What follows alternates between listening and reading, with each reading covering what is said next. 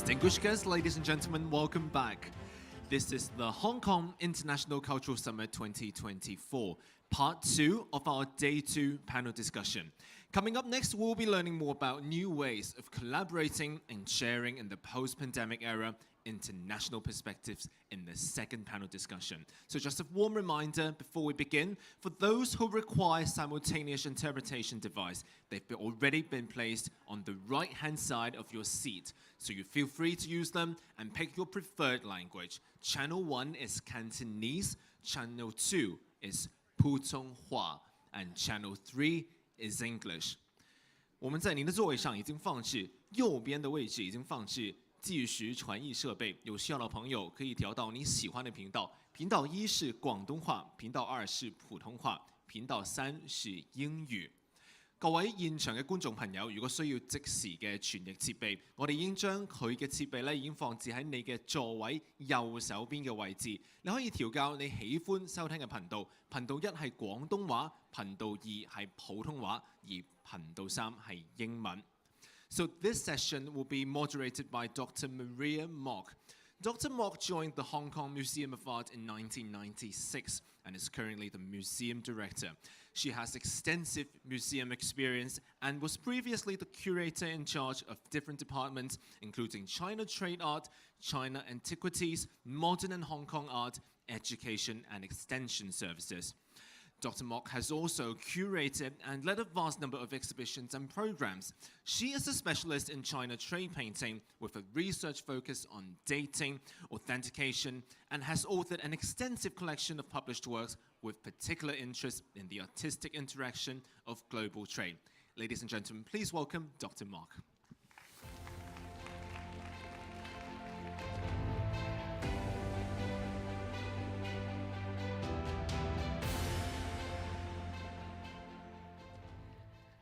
Good morning, everyone.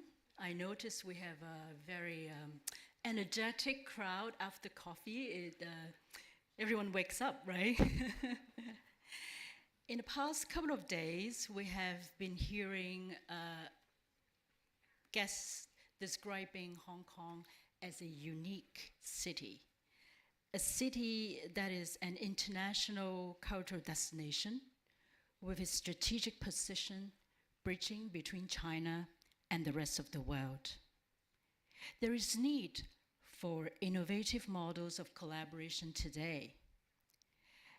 And at the fourth and last panel, we are honored to have 4 prestigious museum experts to share with us their thoughts on partnership and resource sharing in the post-pandemic era. The first presentation of this panel will be delivered by Dr. Wang Xudong, Director of the Palace Museum. Dr. Wang graduated from the Lanzhou University. He is an expert on researches that focus primarily on the conservation of caves, ancient mural paintings, and earthen sites, as well as cultural heritage monitoring, early warning system, and preventive conservation. Dr. Wang served consecutively as Deputy Director, Executive Deputy Director, and Director of the Dunhuang Academy prior to his current engagement. Over his career that spans over 3 decades, of experience and expertise in heritage conservation, merited with numerous awards and technical patents. Dr. Wang presided over many conservation projects at nationally protected key cultural heritage sites and international collaboration projects with cultural heritage protection and management institutions. So with a warm applause, please welcome Dr. Wang to stage.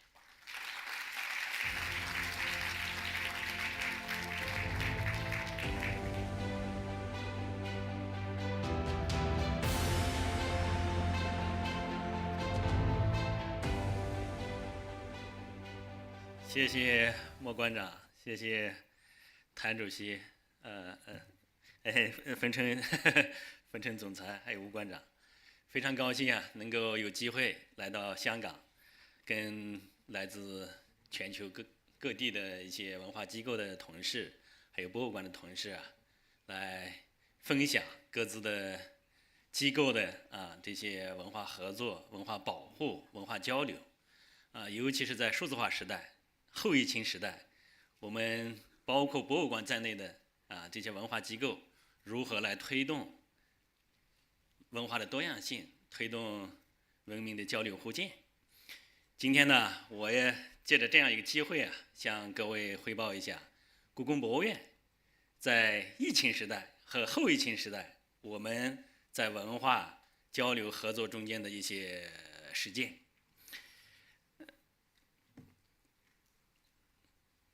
大家知道博物馆就是任何一个国家的博物馆、一个地区的博物馆和社区的博物馆，它都是人类文明的一个保存地。这些承载着人类文明的各类文物，它经历了不同的时代，经历了不同的地域在不同的人们在与自然和社会进行交往的过程中，形成了这些实物遗存，留给了我们非常珍贵的，可以说记录了我们人类发展史上它的各个历史时期的这样珍贵的一些信息。这些博物馆从我个人来讲，简单的可以分为两类。一类呢，就是因为有收藏，它需要建这样一个场所去保存它，这样一类博物馆。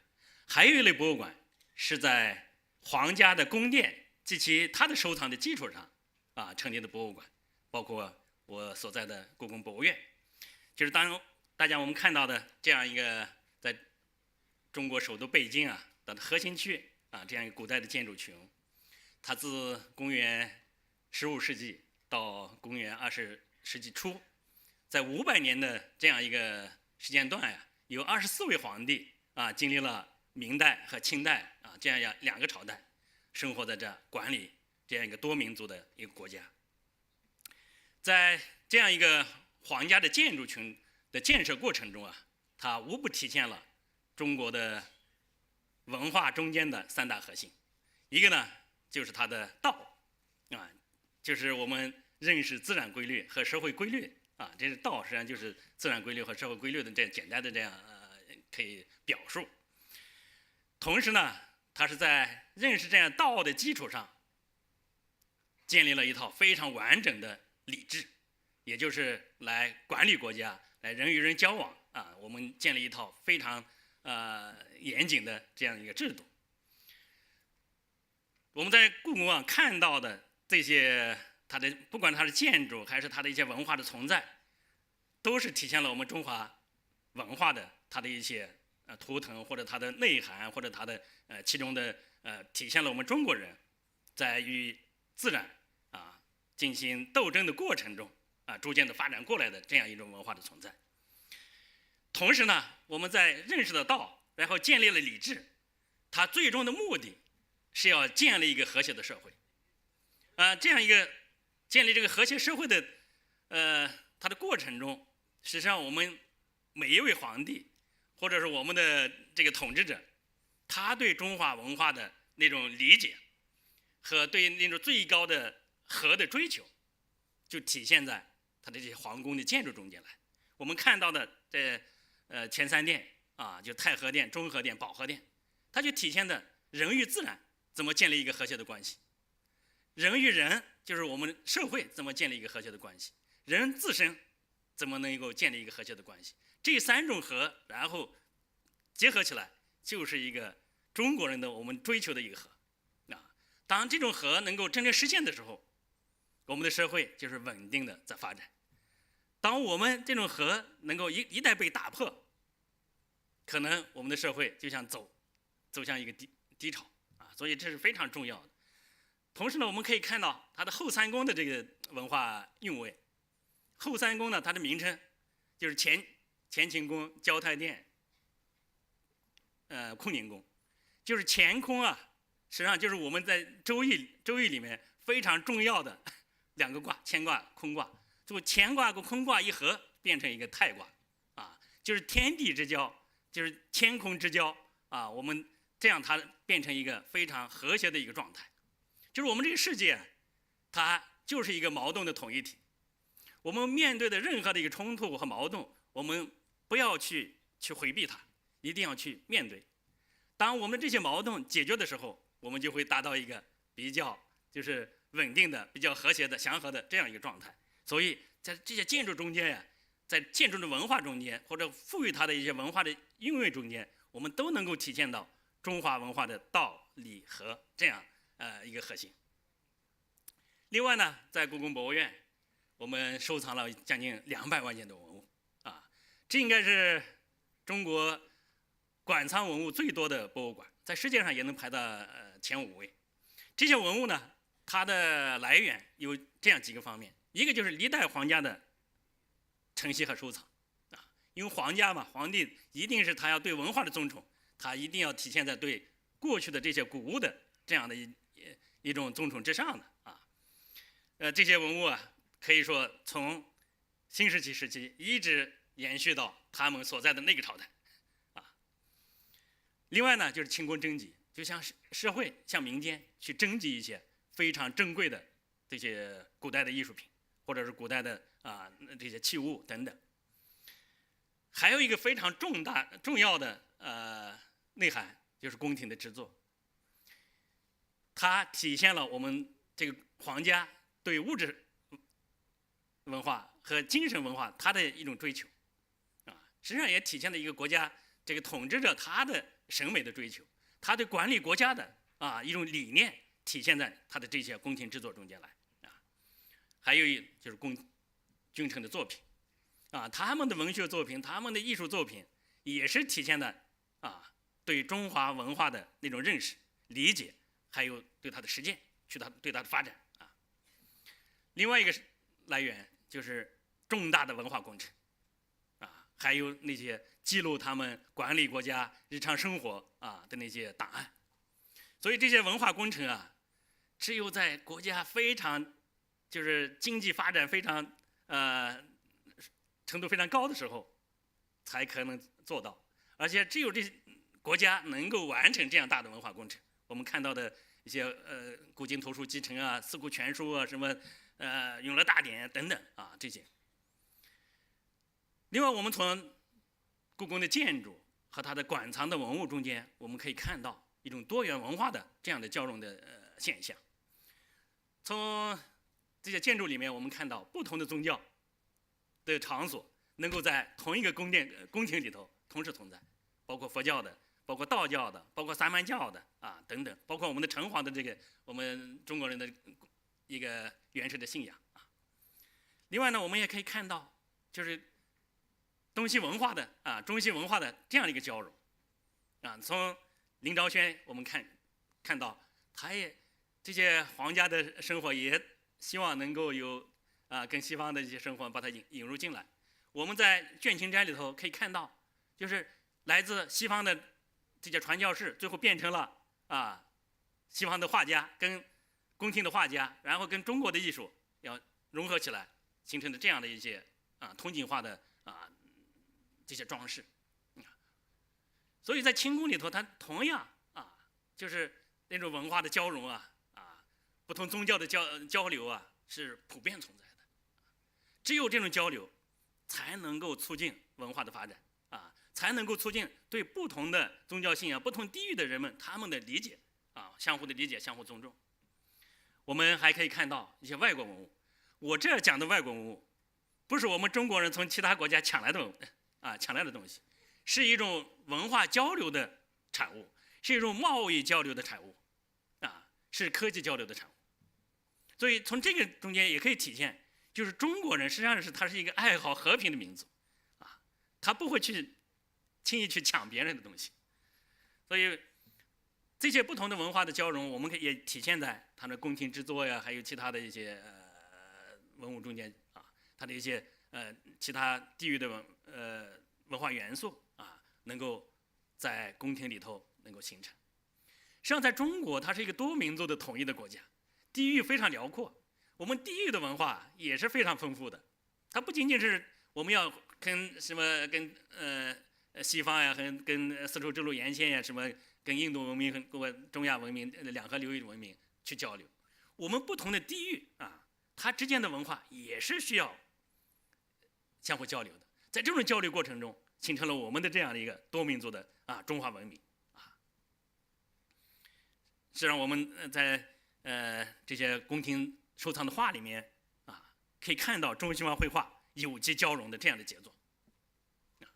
如果没有来自西方的传教士啊，他们把欧洲的绘画艺术带到宫廷里头来，那我们怎么能够看到这样的一些艺术的杰作啊，见证我们文化交流的那样一种过程？所以，故宫博物院今天在新的历史时期，我们要通过平安故宫，要通过学术故宫，要通过数字故宫，还有活力故宫，利用一切的科技和管理的手段，肩负起真实完整的保护，并负责任的传承弘扬故宫承载的中华优秀传统文化的历史使命。因为故宫它是三位一体，第一，它是世界文化遗产；第二呢，又是我们国家的一级博物馆；第三，也是中国最著名的旅游目的地。这三位一体带给我们的那种任务带给我们的使命是非常的艰巨和神圣。我们必须要通过一切的这种科技和管理的手段，要通过多学科的融合，需要国际国内的合作没有这些国际国内的合作，我们的能力和水平不可能提高，我们不可能及时的去向我们的同行学习来面对我们承担的这样重大的任务。当然，我们也需要有愿景，因为这样愿景是给我们定了一个比较高的一个目标让我们不断的向同行学习的这个过程中来提升自己。四大愿景，第一就是要建成国际一流的博物馆，就是向我们今天在座的这些国际同行学习。第二，要建成世界文化遗产保护的典范因为故宫它是中国的第一批世界文化遗产它的保护应该要成为一个标杆，要把一些保护管理的理念要推广到全国去。第三呢，要成为文化和旅游融合的引领者，因为文化资源是旅游的非常重要的资源，我们希望把文化和旅游活动能够紧密的融合在一起，这也是我们中国政府提出的非常重要的一个发展的方向。第四呢，要成为文明交流互鉴的中华文化会客厅文明只有交流互鉴，才能够成为一种多样的、精彩的这样的让我们人类能够共同享受的这样一种文化现象。所以，广泛的国际和港澳台的合作是故宫博物院多年以来始终坚持不变的。未来呢，我们会继续扩大这样一个朋友圈，向不同的我们的这些同行学习他们在某一方面的一些先进的经验。当然，其中展览是非常重要的一种形式过去是这样，现在是这样，未来依然是这样。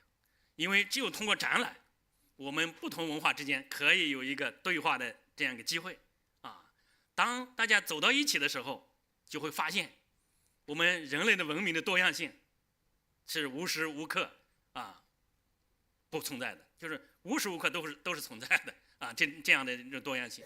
也能够发现我们在人类发展的过程中，我们认识世界认识人的这个视角可能不一样，导致的我们可能得到的一些结论也是不一样的，这就是我们的差异。但是有很多我们可以找到一些相同点，差异和相同点都是我们都应该去面对的只有了解了以后，我们才能够相互理解，才能够相互尊重。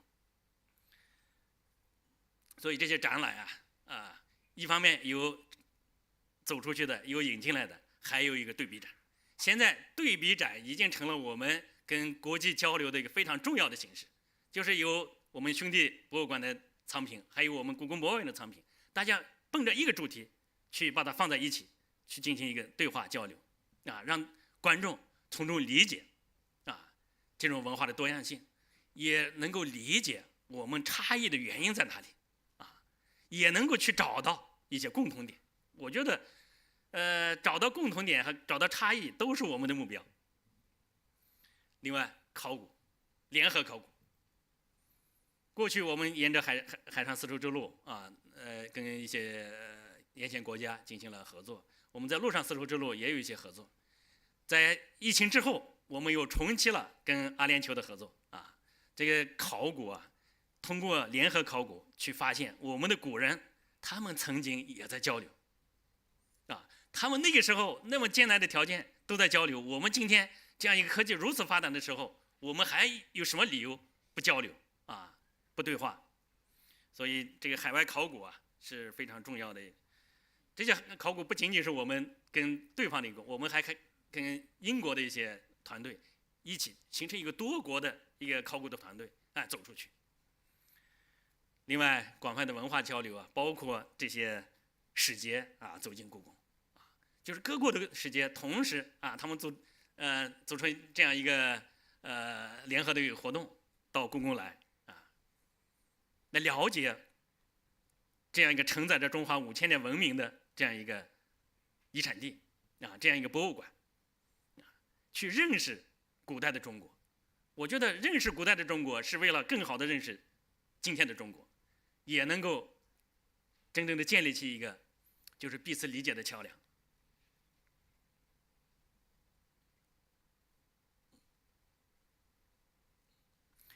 另外呢，我们也通过学术交流平台，类似像这样的一种高水平的对话平台是非常必要的。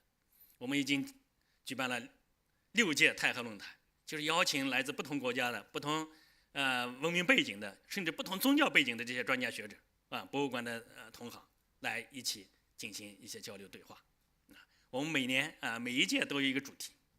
我们去年的主题是聚焦国际交流、文物保护的国际交流、合作与共享。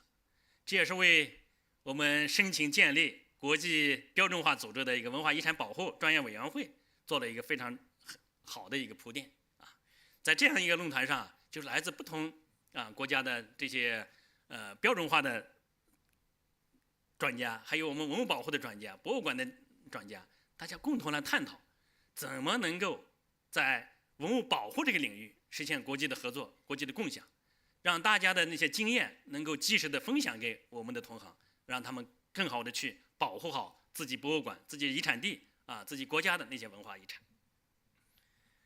人才是非常重要的，没有人没有高水平的人才队伍，我们的事业没有办法发展。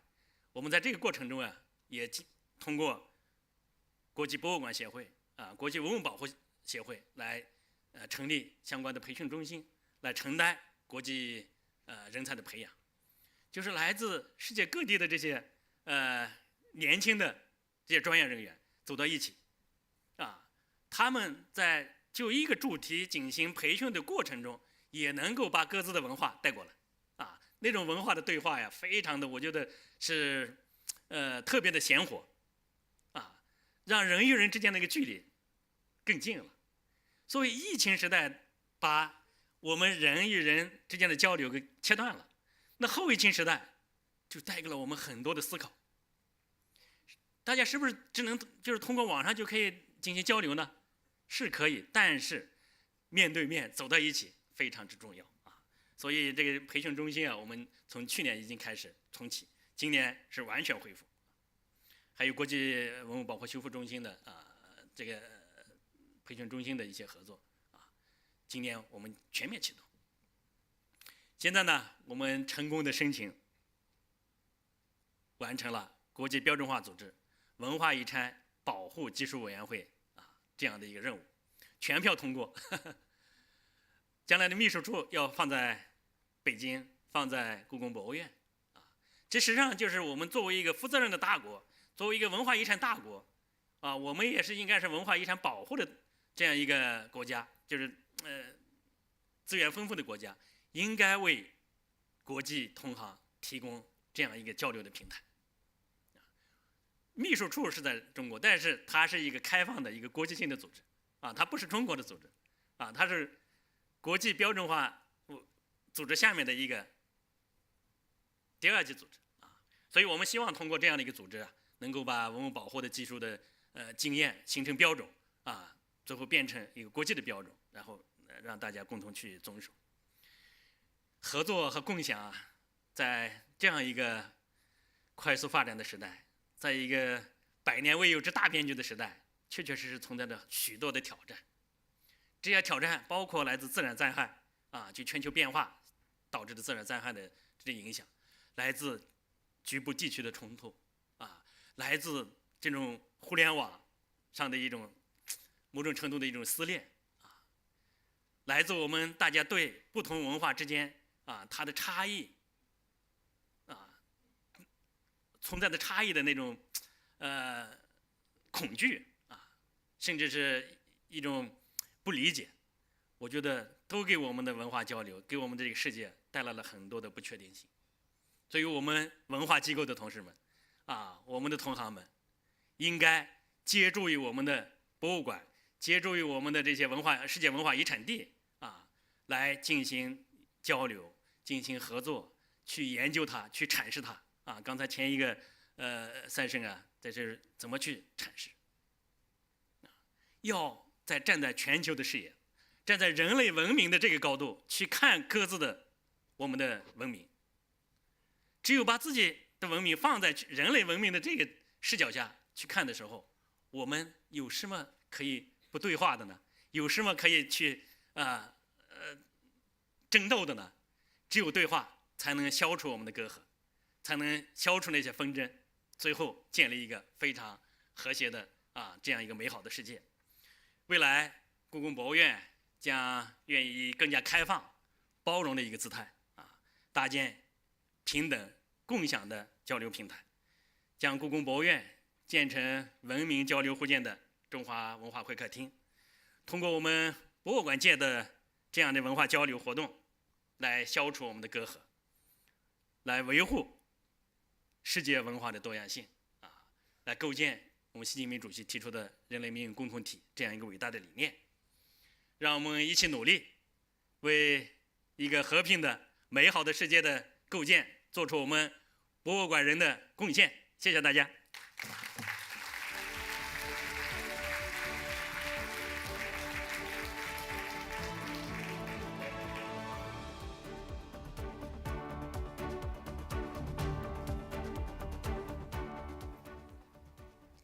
谢谢王院长。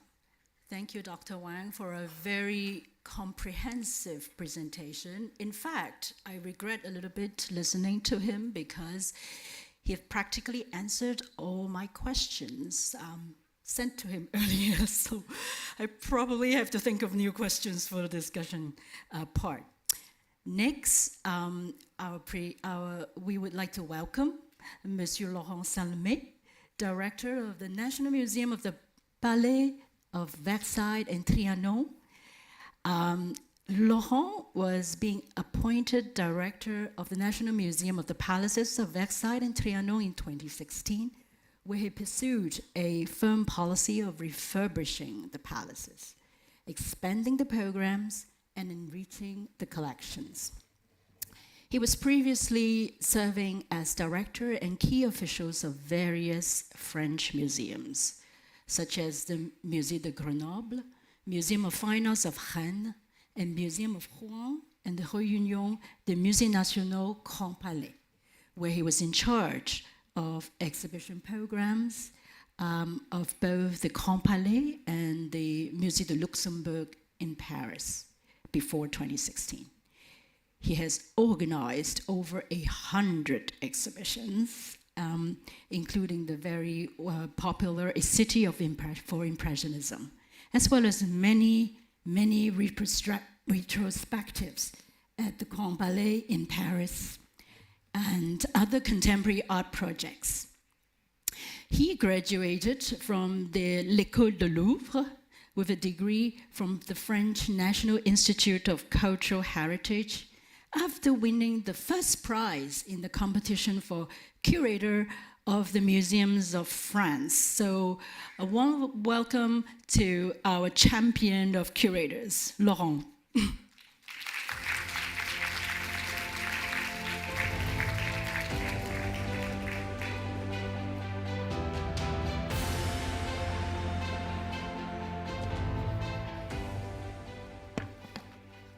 Thank you, Maria. It's an honor and a great pleasure to participate in this summit, and as my predecessors, I want to thank the organizers for this excellent program. I'm happy to share our experience at Versailles, which can be a kind of paradox as an institution representing really a completely national, completely French symbol, a symbol of French history, politics, and art. And of course, it's also a place that we need to share with the whole world, because at the same time, Versailles is completely French, and it does not really belong to the French people only. It belongs to the world heritage.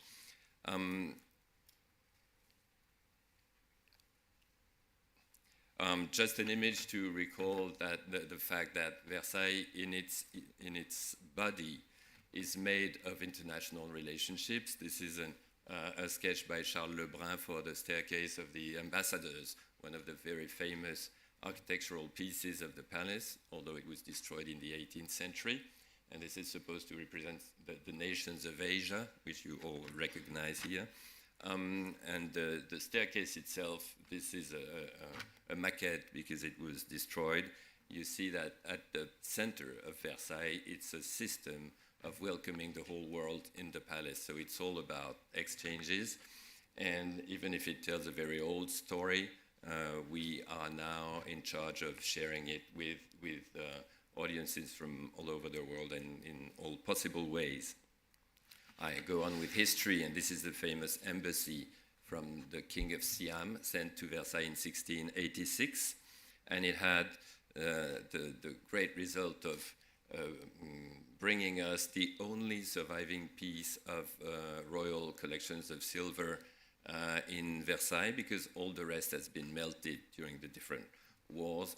And it's quite funny to think that all that remains of the great royal silver collection of France is that Chinese teapot of the 17th century that was offered to Louis XIV by the ambassadors of Siam. And it went then to a private collection and was given to the museum by LVMH. Louis Vuitton recently was one of our major acquisitions, and it's part of a great exhibition that we will open very soon in Beijing next Monday with my friend Wang Zudong. We're about to open a big event symbolizing this exchange and proximity between Versailles and the Forbidden City. Another example of this very international nature of the collections of Versailles, this is a gift from the King of Poland to the Queen of France, Mary Leczinska, and it's German porcelain, it's Meissen.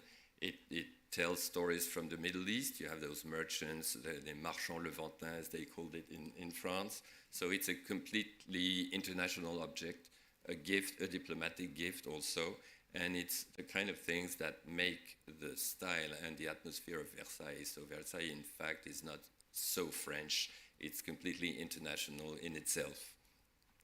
This is an example, of course, of those famous objects which are a complete fusion between West and East. Chinese objects changed into the ultimate French style. That can be porcelain with the mounts, or cabinet making made with Chinese lacquerware. So this is the basis of what we use to explain the long-lasting relationship starting in the 16th, 17th century, especially with the role of the Jesuit fathers and all those curious and modern people who were courageous enough to travel and understand the culture of such a different country. Just a few other images of this importance of the difference of far cultures for French art, and just to insist on the fact that there will be no French art without Chinese art or Chinese culture. This is a sleigh with a decoration of Chinese winter games. Of course, you may already know the famous series of the exotic hunting scenes of Louis XV that were decorating the Petite Galerie in his private apartment in Versailles. And although hunting was a daily practice for the king, he liked to imagine himself hunting in very exotic countries, including China. The painting on the right is the last one that was commissioned, and it's the Chinese hunt. I don't know what's so Chinese about it, but I'll let you judge that. Chinese art was also essential in creating the most typical French productions of the 18th century. You see an example of Sèvres porcelain. You know that, of course, the obsession in France was to imitate this mysterious technique of the porcelain, and they couldn't really do it until they found the material in France in the middle of the 18th century.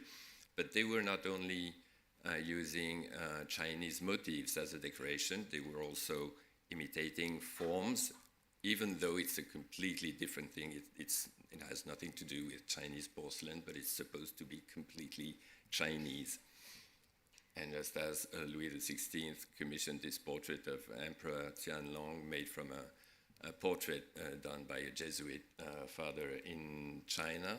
This was from his private collection. Marie Antoinette also, with this ring game that was installed in the gardens of the Petit Trianon. It was very fashionable at that time. That I'm not sure it was even so popular in China, but you're supposed to catch a ring with a stick, and you see this little Chinese palace next to the Petit Trianon, which is the typical neoclassical French castle. Of course, China is not the only source of inspiration for the French court. Japan is also very important, and Queen Marie Antoinette owned one of the most beautiful collections of Japanese lacquer boxes. I'll just show you a few examples. They were offered to her by her mother, the Empress of Austria. So you see how completely international this all is.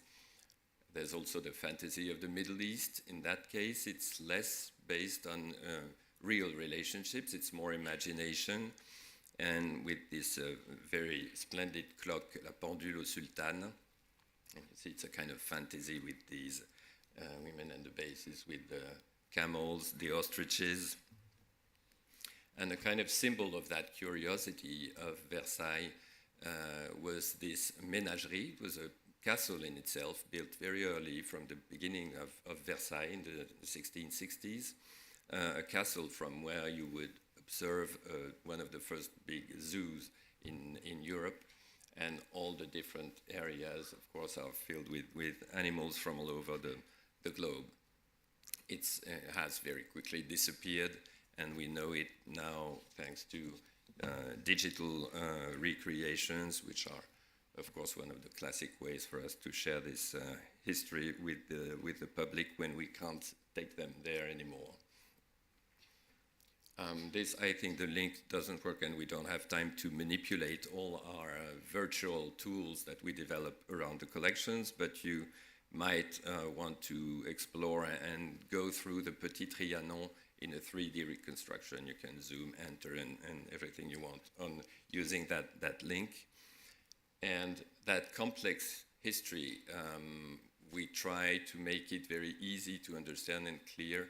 This is an example of a digital system that you can see when you start your visit in Versailles. It's the only digital part of the visit because we like to insist on the real atmosphere rather inside, and we use the digital elsewhere. But this is it's a film. This is just a still from this film that shows you how the palace has grown and transformed across the centuries.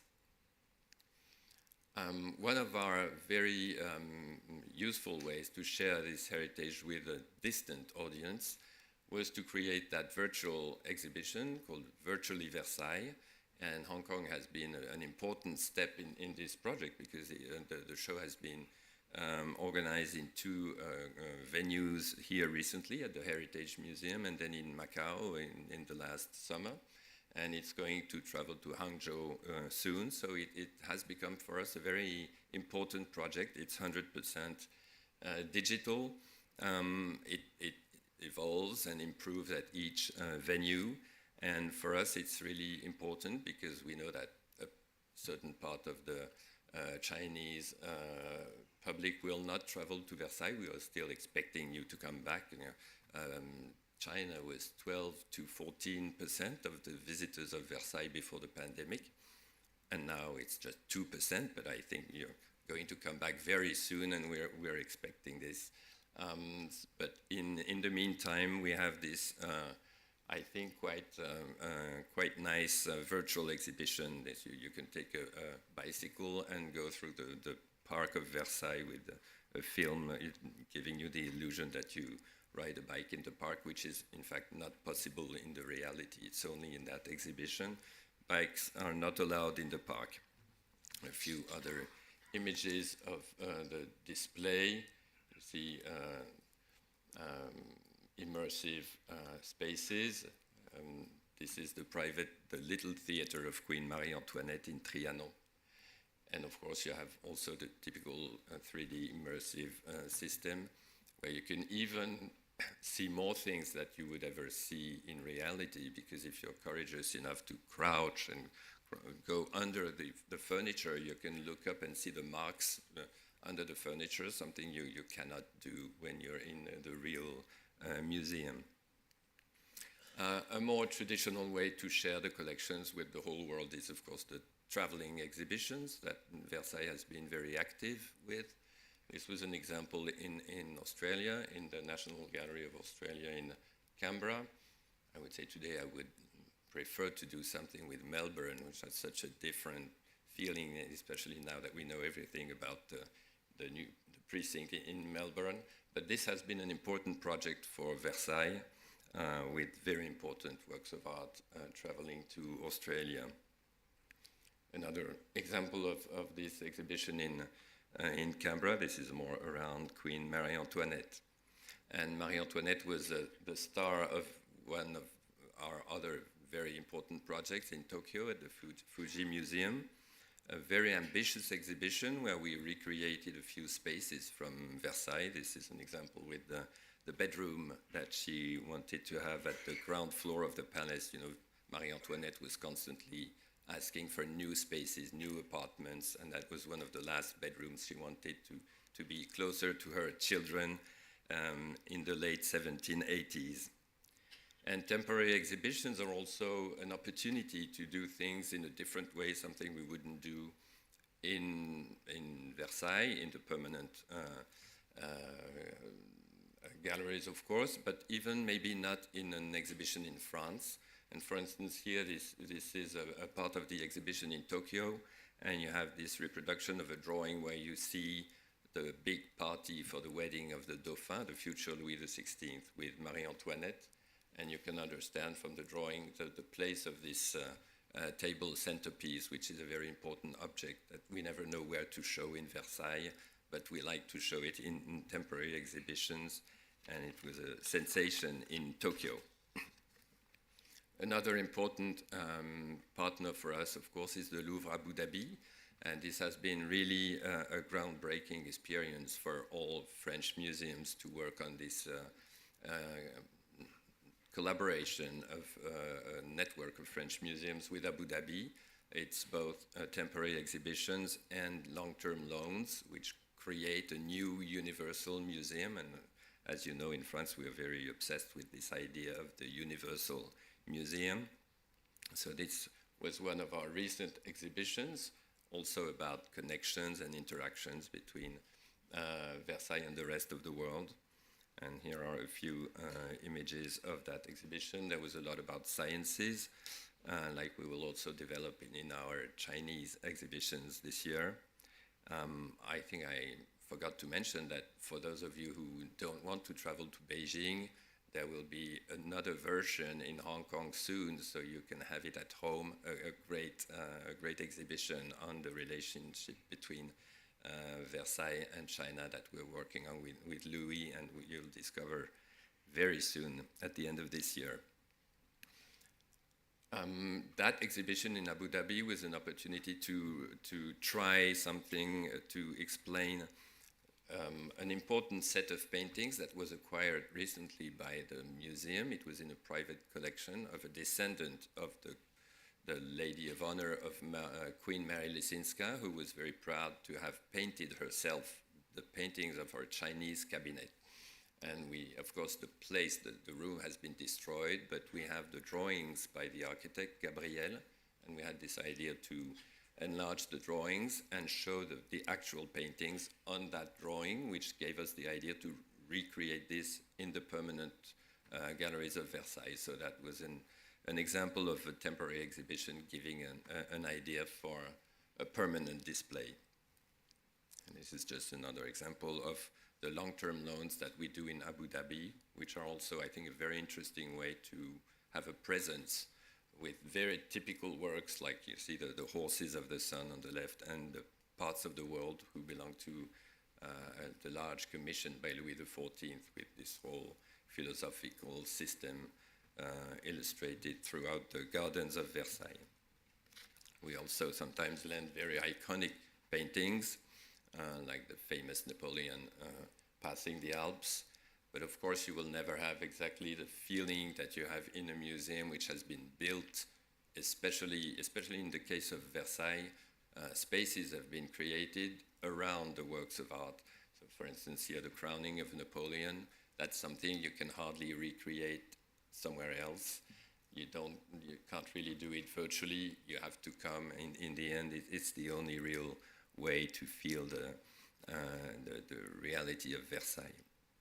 Other things we try to do to share as widely as possible around Versailles is with music. We have a new program with young electronic music composers who've been using Versailles, its materials and sounds to compose, like Tilassine here, or Fakir, that's a play on words in French, who has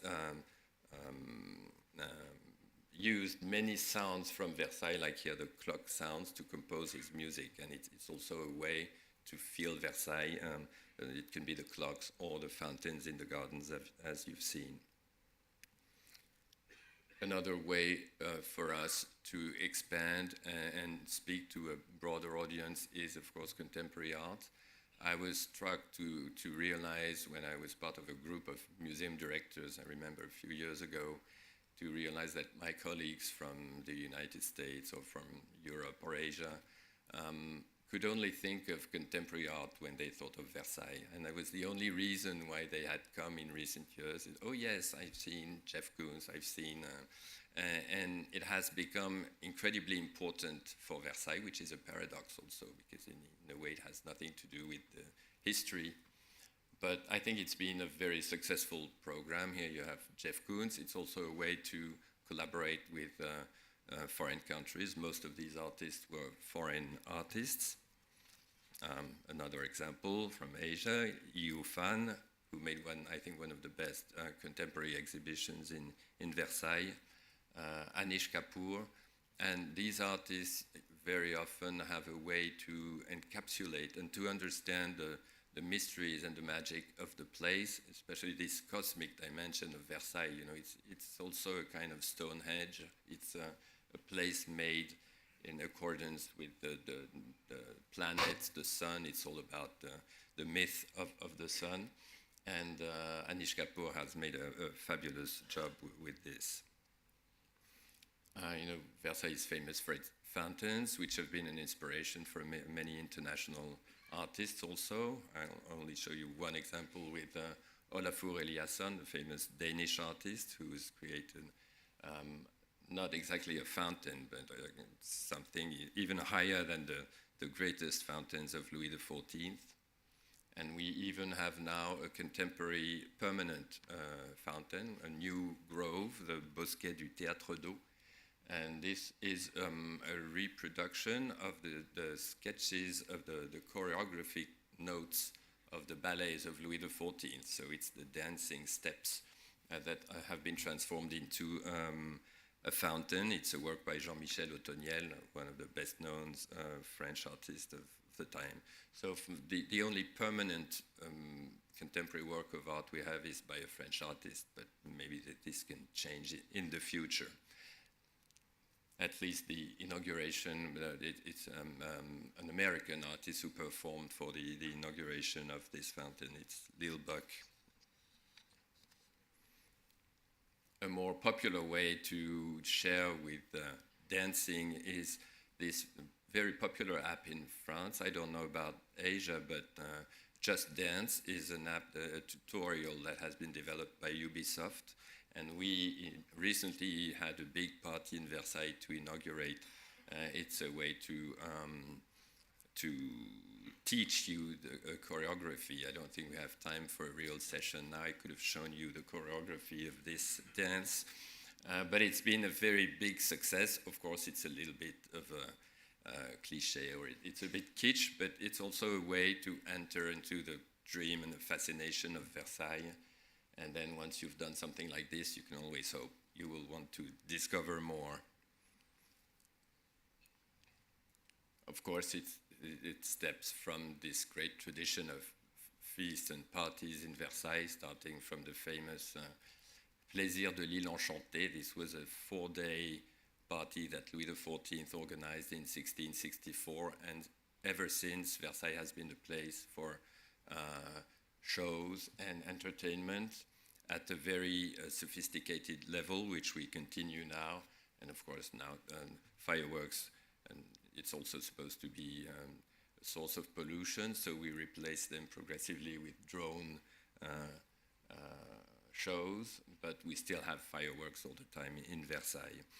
And this is just a little joke with this logo of Versailles that's been recreated by those drones. But I wanted to, as a conclusion, to show you a few images of this myth of Apollo, because it's become a sort of logo or a brand, but it's not such a, of course, it's very meaningful for us. It's all about maybe what makes people come to Versailles. It's not to admire the power of France. I don't think that's the reason why people come from all over the world. It's because we all feel that there's a mysterious quest of beauty and meditation in Versailles, and the myth of the sun god, of course, is the center of all this. And you have here two examples of the paintings inside the palace, one of the ceilings on the left, and you see the character in the lower part. It's France with her coat with the fleur de lis, and she's a little sad and meditating, just like on the right, Clytia, who fell in love with the god's son, and she was punished to be transformed into a sunflower and would spend her whole life following the course of the sun. And you see the melancholic and deeply philosophical meaning of that myth of the Sun King. And because I don't want to always concentrate on this idea of the sun in Versailles, I would like to conclude with a very different image. Two examples of another aspect of the collections of Versailles, which, as very few people know, is also kind of national portrait gallery. This is more a British or American concept and never really existed in France, but in fact Versailles is also that. And we have an enormous collection of paintings and sculptures dedicated to all the glories of France, so it's completely French, but then again, I like to think that maybe it's something that can be shared internationally. Here you have two very fascinating characters. On the left, it's Rosa Bonheur, the now famous woman painter who was one of the most independent, modern, free women in the 19th century, and famous for her paintings of animals. And on the right, it's Victor Hugo, the iconic portrait that you see in all history books and literature books, and nobody knows that it's in Versailles. It's a hidden part of our collections, but I like the fact that they both seem to be dreaming or meditating, just like the other characters I showed you before with Apollo, the sun god. So this is an image of the diversity of Versailles and how difficult, but also how exciting it is to share with everyone around the planet, which is much more fun than welcoming the French audience, although we try to get them back to Versailles, because as Miguel said before, at some point the French public was almost afraid of the Chinese, because the Chinese were so many, and it was very funny to see how things reach a balance, and I think we're there. Maybe the pandemic will have had this very good result to create a new connection between visitors, because we feel that the behaviors are different. People discuss more together. The groups are not the same. Our foreign visitors spend more time. They're in smaller groups. They go in more in depth into the collection. So I think this is all very encouraging for the future. Thank you very much.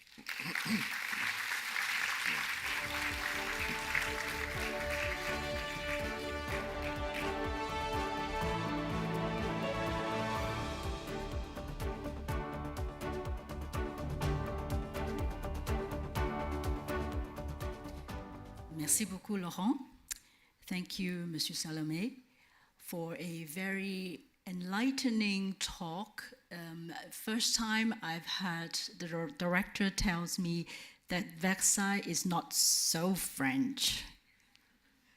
Give us a lot of thoughts. Next on stage will be Mr. Makoto Fujiwara, Executive Director of the Tokyo National Museum. Mr. Fujiwara joined the Ministry of Education, Science, Sports and Culture in 1982, and he was appointed as the 29th Executive Director of the Tokyo National Museum in 2022. He has held various key positions in the ministry over the years and leading operations in many fields such as education, culture, sports, and science technology. At the Tokyo National Museum, he oversaw the special exhibition, Tokyo National Museum is History and National Treasures, which was the first time the museum displayed all of the national treasures in its collection. The exhibition welcomed more than 350,000 visitors, and as well as other anniversary events held with great success. Under his leadership, the museum has made significant strides in enhancing accessibility for international visitors. Mr. Director, please.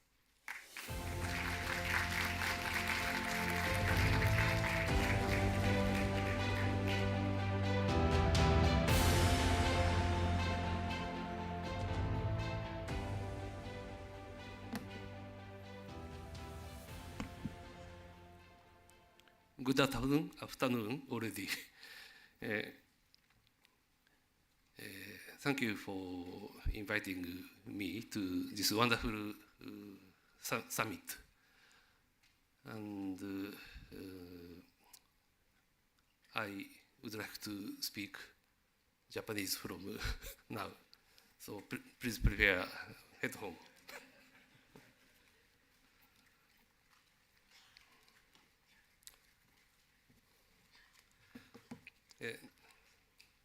2022年に私が第29代目の館長として就任しまして、すでに1年10ヶ月が経ちました。152年の歴史ある博物館のリーダーとして、2つの大きなスローガンを職員と共有し、館外に発信しています。本日はその2つのスローガンを紹介し、それに即して最近の情勢を踏まえながら当館でどのような取り組みを行っているのか紹介したいと思います。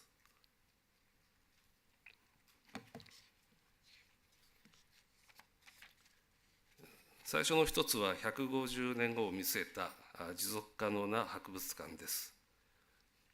この写真は1872年日本国内で最初の博覧会を開催した時のもので、日本に最初の博物館を作ったメンバーになります。日本で一番歴史がある当博物館では、開館以来、積極的に文化財を収集し、現在では質量ともに日本でナンバーワンの博物館となっています。しかしながら、近年の財政的な困難、設備の老朽化など、いろいろな問題を抱えているというところであります。そこで、今後150年後も持続可能な博物館となるべく、財政基盤の確立、経営体制の刷新を私のリーダーシップの下で進めているところであります。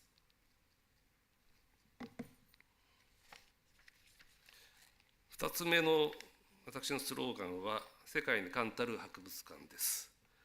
東京国立博物館は、その152年の歴史の中で、世界中の文化財を展示してきました。その実績は日本国内にとどまらず、世界中のミュージアムと比較して遜色ないものと自負しています。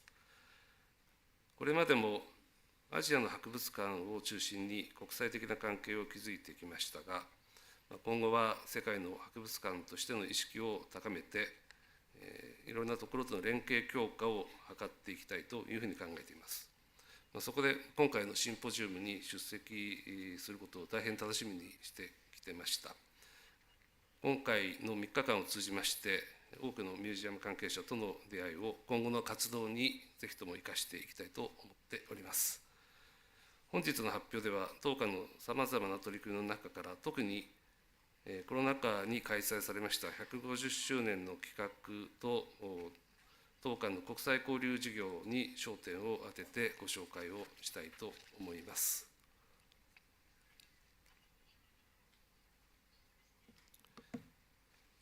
2022年、当館は創立150周年を迎えました。日本で最も長い伝統を持つ博物館として150周年を記念したさまざまな企画を執り行いました。その一つは、この特別展国宝東京国立博物館のすべての開催です。この展覧会は、私が館長に就任した後の最初の特別展でありましたから、従来の特別展の運営にとらわれずに、さまざまな新しい取り組みを実践したところであります。当館は日本の国宝の中で、約 10% にあたる89件の国宝を持っています。例えば、この右側にあります、今から900年以上前の作品、これは当館にある絵画としては初めて国宝に指定されています。日本の美術作品はご案内のとおり、紙あるいはその布といった材質が極めて脆弱なものが多いので、1回の特別展で国宝のすべてを展示するというのがなかなか難しかったでありますが、今回のこの展覧会で初めてすべてを揃えた展示をいたしました。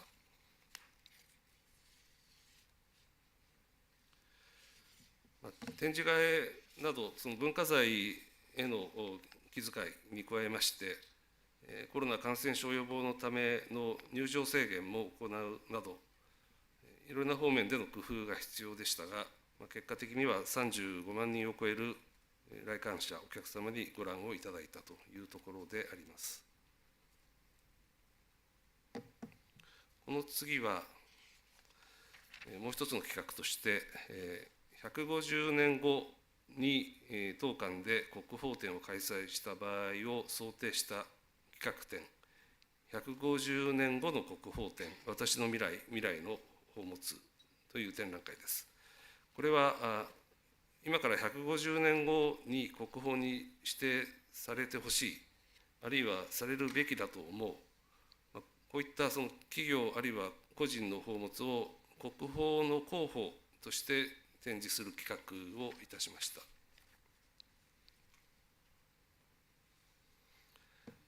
この展覧会では、これまでは当館の展示では、これまで長きにわたって大切に受け継がれてきた文化財の展示というものが中心でしたが、今回のこの展示企画では、むしろ逆転の発想で、これから150年後の未来を想像して、身近なものの存在を見つめ直す機会を提供したというものであります。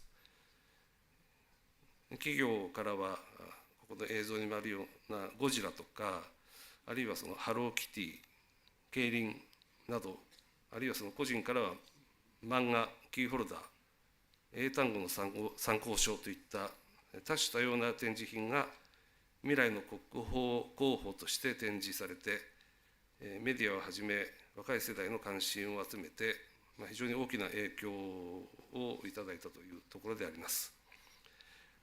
以上申し上げました2つの企画は、150周年という節目のタイミングにこれまでの歴史を振り返って今後の博物館の在り方を考える、とても良い機会になったと思っています。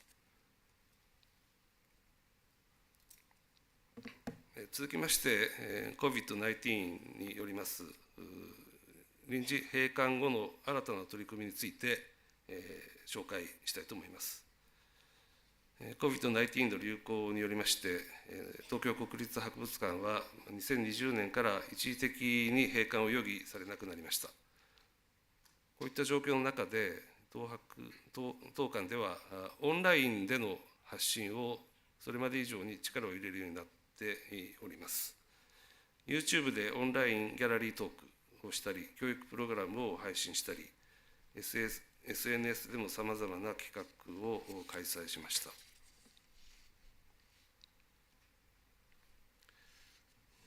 これは当館所蔵の作品の中から日本全国すべての47都道府県にゆかりのある作品を紹介した企画の例です。東京へのアクセスが困難になった間に、日本中の方に当館を身近に感じていただくように、さまざまなコンテンツを配信いたしました。また、リアルタイムでも教育ワークショップで子ども向けのプログラムを開催したところであります。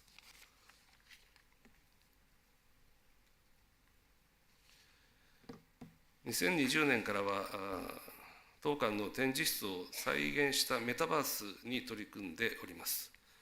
2022年の第2弾改訂版では、新しい空間を制作して、参加者が自由に作品を選択できるという形を取りました。例えばこの映像は、当館が持っている89の国宝をすべて一度に並べて、同時に入室しているアバター同士が会話をすることができるという機能を持たせています。博物館の魅力を幅広く紹介するための重要な手段として、いつでもどこでも誰でも参加できる、このメタバースミュージアムの可能性を今後とも探っていきたいと考えています。SNS におきましては、日本在住の外国人や海外の日本美術愛好者向けに、2021年からツイッター、現在で X、それからインスタグラム、フェイスブックによる英語、中国語、韓国語、それぞれの博物館情報を発信することを開始いたしまして、現在も続けているところであります。海外旅行に厳しい規制がかかって、海外から日本に来れなくなったというタイミングでしたので、日本に渡航できない間でも世界中の人々に当館を身近に感じていただく試みとして対応をしたところであります。最後に、東京国立博物館の国際交流における特に大きな事業とその業績についてご紹介したいと思います。ミュージアム日本美術専門家交流連携事業といいますが、世界中の日本美術に携わるミュージアムスタッフの国際的な学術交流の推進を目的として、2014年から毎年開催してきています。日本美術の作品は海外に数多く渡っておりまして、日本国外の大きな美術館でも十分な知識と経験を有した専門の学芸員が大変多くいらっしゃいます。このプログラムは世界中のミュージアムスタッフが日本の博物館職員と交流することによってネットワークの形成、日本文化、日本美術の展示についての情報交換、それから経験が浅いスタッフへの人材の育成、こういったことを目指しているところであります。具体的にはシンポジウム、ワークショップ、専門家会議、エクスカーションを開催いたしまして、実際に文化財を取り扱う方法を紹介したり、専門家同士の議論を行ったりしています。この右の写真は、今年開催した交流事業の様子です。当館から研究員だけでなくて、博物館教育のスタッフなども協力して、館全体で対応しているというところであります。こうして海外でも多くの日本美術家専門家が活躍している一方で、日本美術の専門家がいない博物館がありまして、海外でありまして、分野的な広がりに対応しきれないなどの課題で、収蔵品が未整理のまま紹介活用がされていないと、こういったコレクションがあります。これまで紹介されてこなかった日本美術作品につきましては、当館の研究員が海外に赴いて、海外の研究員と協力して、その所在や調査の協力を行っています。この写真は、サンフランシスコアジア美術館の当時コレクションを対象として、調査を実施している時の写真であります。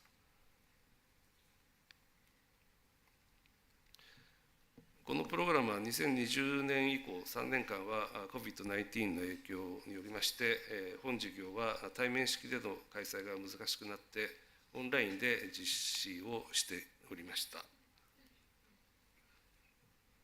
文化財の取り扱い保存、それからワークショップもビデオを制作してリモートで海外の参加者と共有をしました。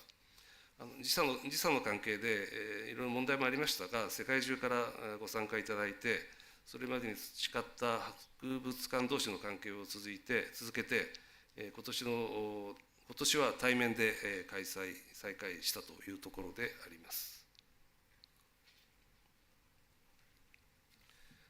今年は1月の末に、第10回目のこの事業を3年ぶりに当館で対面での形で再開をいたしました。これまでは北米のミュージアムを中心とした日本美術の交流事業という形を取りましたが、今年からは初めてアジアのミュージアム関係者もお招きして、これまで以上に広く国際的な博物館同士のつながりが深まったのではないかというふうに思っています。今後、より多くの世界中のミュージアムと協力しながら、この事業を推進していきたいと思います。ここでこの事業で形成しましたネットワークによりまして、幻の作品を発見した事例をご紹介したいと思います。昨年2023年に、京都を代表する禅のお寺の東福寺、ここに伝わる国宝重要文化財など約200件を展示する特別展東福寺を当館で開催いたしました。この特別展に向けた事前の調査で、これまで所在不明とされてきた500羅漢図50作品の中の第50号というものが、第二次世界大戦中にベルリン国立アジア美術館から接収されて、行方不明になっていたということが分かりました。そこで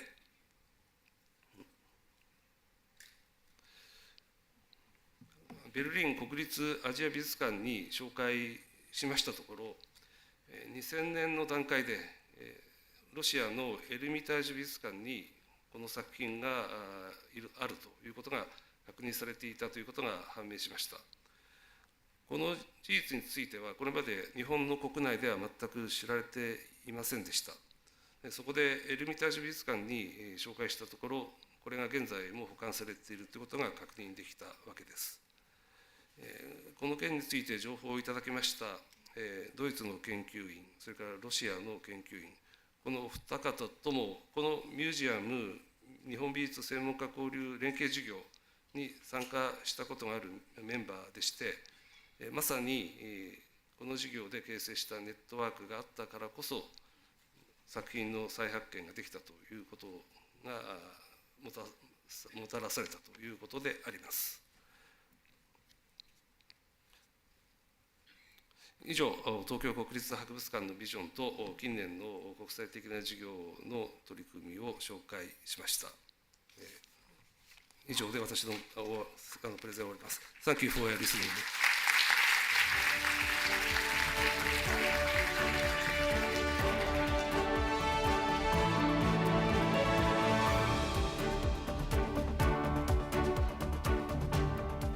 Thank you, Mr. Fujiwara. Absolutely delighted to find Godzilla in your National Treasures exhibitions. I would love to ask you more about that. Our final speaker is Dr. Chase Robinson, Director of the Smithsonian's National Museum of Asian Arts. He received his doctorate from Harvard University. He's a highly regarded scholar of Islamic history and culture, previously served as president of the Graduate Center, the research campus of the City University of New York. He has been very productive, authored, edited 9 books and more than 40 articles that span the geographical and chronological breadth of the Islamic Middle East. Chase was appointed director of the Smithsonian National Museum of Asian Art since 2018. And during his tenure, the museum has launched initiatives that have increased the number of visitors on site and online and expanded the collections by over 5,400 works. He led the museum to expand its network of community-based and international partnership, established itself as the forefront of provenance research, and nearly doubled the size of his board of trustees. So he's certainly the person to talk about partnership. Chase.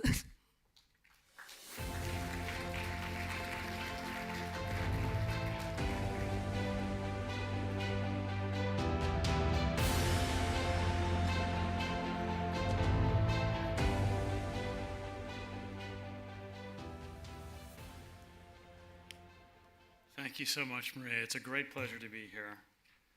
I cannot exaggerate how much I've learned over the last 2 or 3 days, the friendships I've forged, and the new colleagues that I've found. On behalf of myself, on behalf of my museum, indeed on behalf of the Smithsonian, thank you very much. Now, I must say I was up on this very stage about 3 months ago, and I have to ask myself, what did I do wrong, such that I've been positioned between you and lunch, such that I've been positioned as the very last speaker in the very last panel. I'd like to think that they've saved the best for last, but I'm not sure. So what will I do in response to the circumstances in which I find myself? I will abandon formal comments, a set of remarks that I was going to deliver, and instead I will sacrifice some precision for some provocation. I will organize my comments in 3 parts: history, ambivalence, and experiments. So I begin with some history, and it was a great pleasure to learn about the extraordinary progress that's being made here in West Kowloon, and to set that progress into a larger comparative framework in which one can see in many of the world's leading capitals emerging culture sectors. Good examples, of course, as we heard, are in Doha, in Australia, and elsewhere. I think I would probably be disciplined if I returned to Washington, D.C. and didn't say something about the Smithsonian. The Smithsonian that boasts, and I think actually it happens to be true, to be the world's largest museum research and education complex. We're located in the National Mall. The majority of our units are on the National Mall. There are 21 or 19, depending on one counts them. An annual operating budget of about $1.6, $1.7 billion. In a typical year, between 25 and 30 million visitors. And this is perhaps should be the first line of description of the Smithsonian: free and open to the public 364 days a year. As I said to a colleague this morning, the reason I joined the Smithsonian is that the museum that I have the privilege of looking after is free and open to the public 364 days a year. Now, the Smithsonian, though founded in the 1840s, was a more or less sleepy place throughout the 19th century. Our museum had a very important role in crystallizing the National Mall as that cultural complex. We are the product of a gift given by Charles Lang Freer in 1906.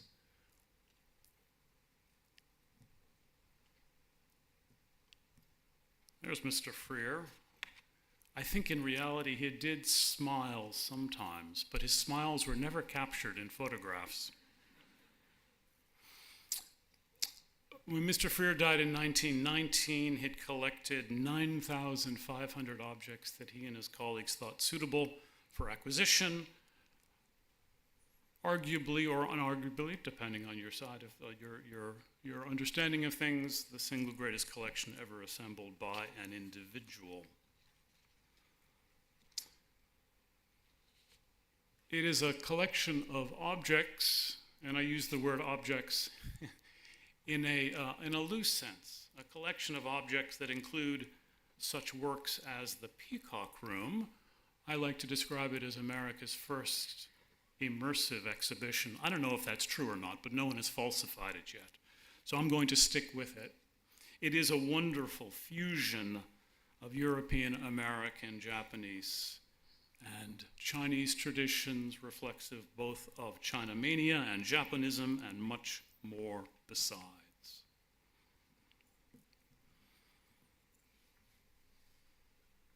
Now, of course, when the museum opened its doors in 1923, we celebrated our centennial last year. We were very proud to celebrate our centennial, not just of America's first museum dedicated to Asian art, but America's first national art museum. And since then, of course, we have grown. Our collection has grown by 5 or 6 times. Our space has grown by 2 or 3 times. We are very fortunate, and I feel myself deeply privileged to look after an institution which has established itself really at the forefront of any number of fields in Asian art history, conservation science. We have 12 going on 14 curators, really an extraordinary group of conservators. It is a wondrous place, and I welcome you all to it. Mr. Freer again, why am I showing this slide? I'm showing this slide, I think, for 2 or 3 reasons. Number one, the photo on the right especially is iconic of the museum. It's iconic for 2 or 3 reasons, one of which is it captures that conversation between East and West that you saw a moment ago in the Peacock Room. Mr. Freer held that there was a universal aesthetic underlying Eastern, or as he tended to call it, Oriental arts and European arts of the finest kind. It also captures Mr. Freer's concentration, rather serious and dour concentration. And what it gets at, and this is the first point of my provocation, I think, the cult of beauty, the aestheticization of cultural artifacts, for which our museum is responsible. In fact, our museum arguably is certainly in the United States, an important, how shall I put it, impulse, engine in the generation of the establishment of Asian art as one of the fine arts.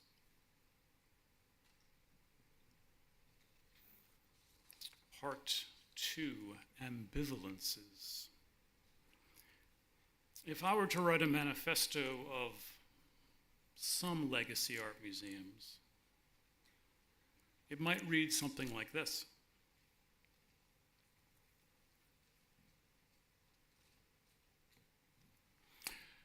As Maria pointed out, during my time as director, we've acquired over 5,000 works, extraordinary works, the great majority Japanese, as it happens. Here's a small selection, deeply proud of these pieces.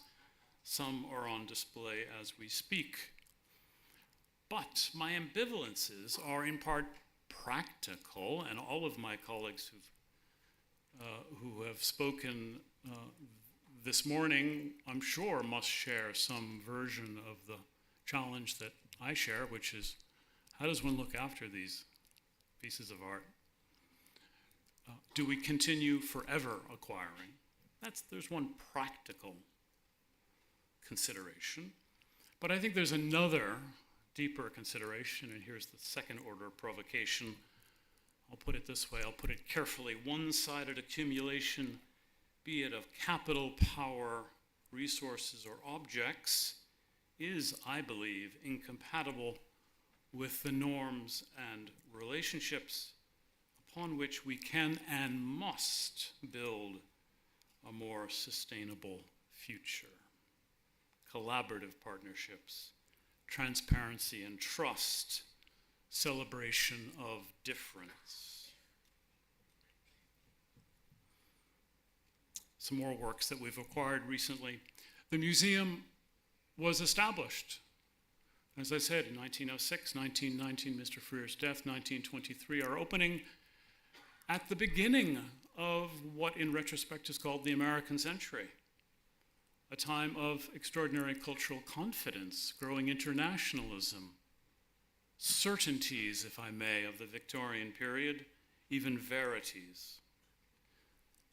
We celebrate our 100th birthday, 2023, 2024, in a very different world, a polycentric world, a world where those verities, those truths have been, well, not just reconsidered, but in some sense rejected. A world in which financial, political, and cultural capital is distributed very differently from how it was distributed in 1923. Mr. Freer saw his museum as, quote, and I'm drawing here on his copious correspondence, a beautiful place filled with things rare and chosen. He was articulating in that, in other respects, an ideology of beauty and rarity. Our museum, a museum of masterworks, authoritatively interpreted, consisting of objects which, as I've already said, have been almost obsessively aestheticized, so as, and apologies for this academic cant, instantiate a universal beautiful. I think there are affinities between this ideology of beauty, universal beauty in particular, and the universalizing claims of some museums and universities for sure. Part 3, experiments. Now, I could talk about several interventions that are taking place in our museum. Again, I welcome you all to visit. I could talk, for instance, about galleries that connect works of art, speak to this desideratum, I'm sure it drives all of us in the museum world, to relevance, that speaks, connects works in our collection to the communities and visitors who come into our galleries. I could talk about interventions in our galleries that give voice to communities and individuals by decentering the museum's authority and the curatorial authority in particular. For instance, an emerging tradition of label writing in which teenagers have their captions alongside curators. I could talk about the experience we're having as we are led by community groups to curate public programs. 10, 15,000 people celebrating Asian art and Asian culture in ways that we as museum leaders, at least in my museum, would not know how to do. By 2050, about 1 out of every 10 American will come from an Asian heritage of some kind.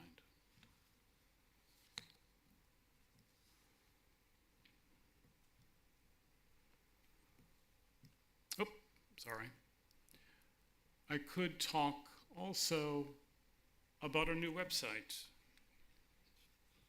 Very pleased to learn that the Prado won a Webby. We won a Webby too.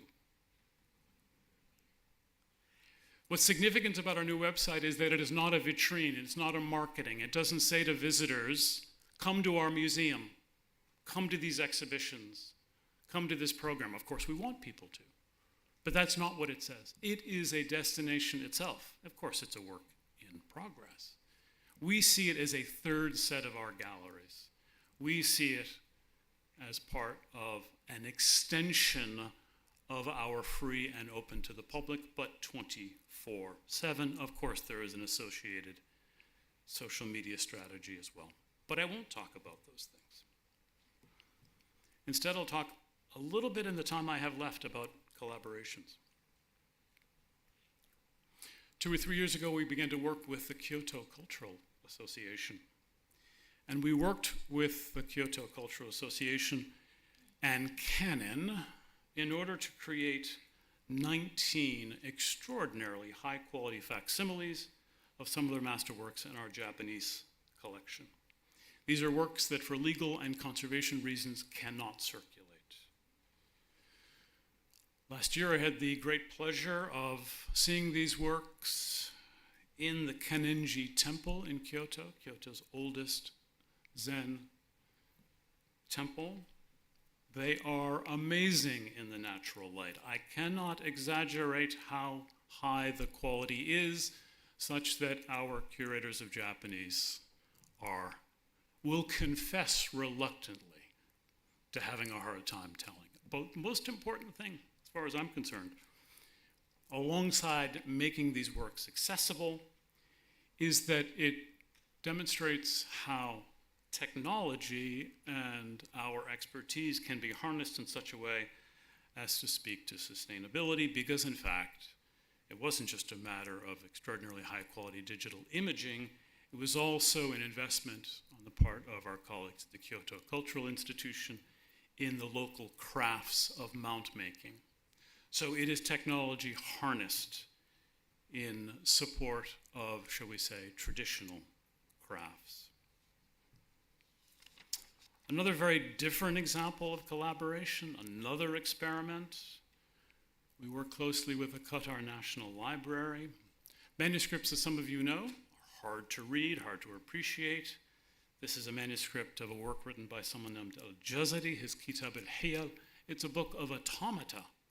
It is a work of pre-modern Islamic engineering and also thought experiments. We're working with our colleagues in Doha and in Singapore to animate some of these manuscript illustrations, to demonstrate how these automata work, to make them accessible on microsites, of course, in Arabic and in English. A third experiment of collaboration. About 20 months ago, the ambassador from Yemen came to the museum, soliciting our input into a really important project, which was the repatriation of some 77 objects that had been confiscated by American law enforcement officials. For obvious reasons, these objects cannot currently be returned to Yemen, so they have been legally repatriated, and we are working collaboratively with the Yemenis, putting them on display, doing research, and also taking the opportunity to tell important stories about the connection between art, collecting, violence, political dissolution, and more besides.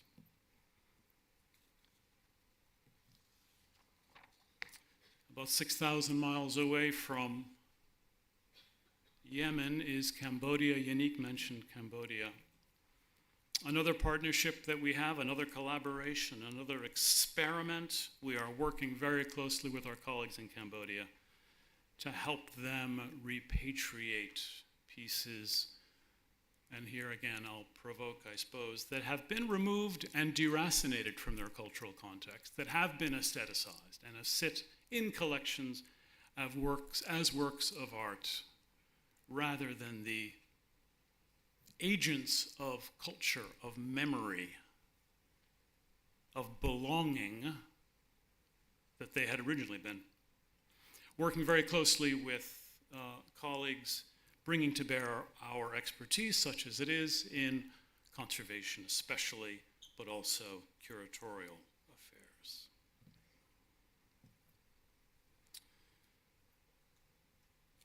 Finally, and here I'll move to a conclusion,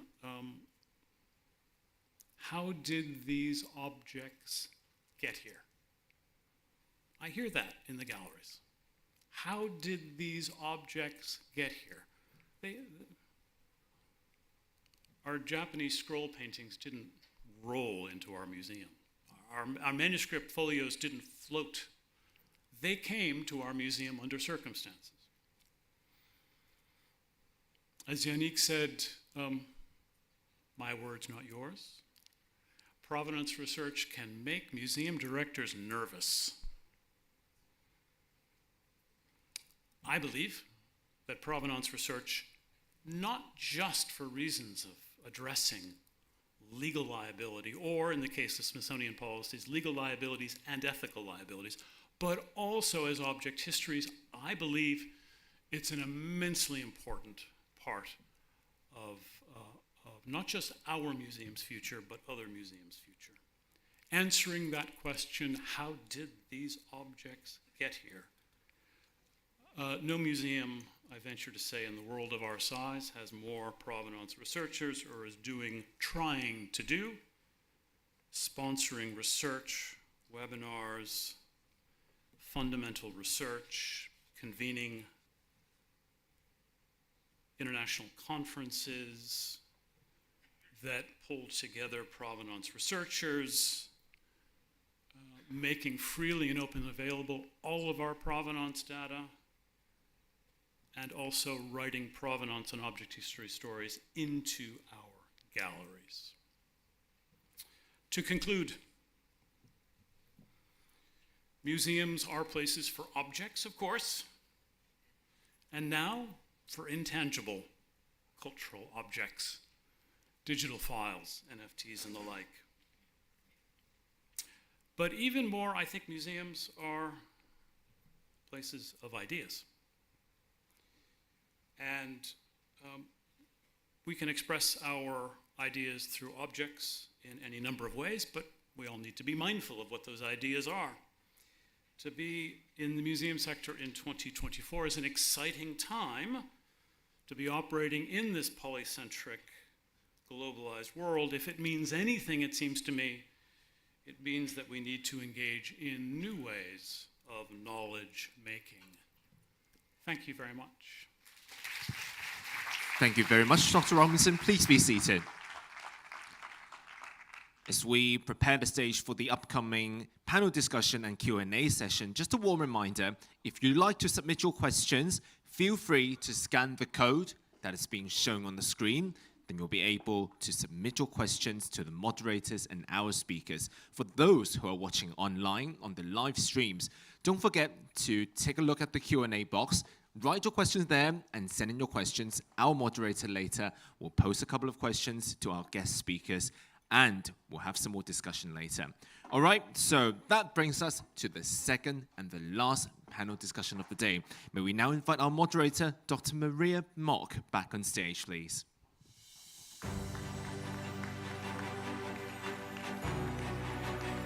Keep it going, ladies and gentlemen. We'd also like to invite our speakers back on stage, including Dr. Wang Xudong. 掌声有请王旭东院长 Mr. Lahong Salome, Mr. Makoto Fujiwara, and Dr. Chase F. Robinson.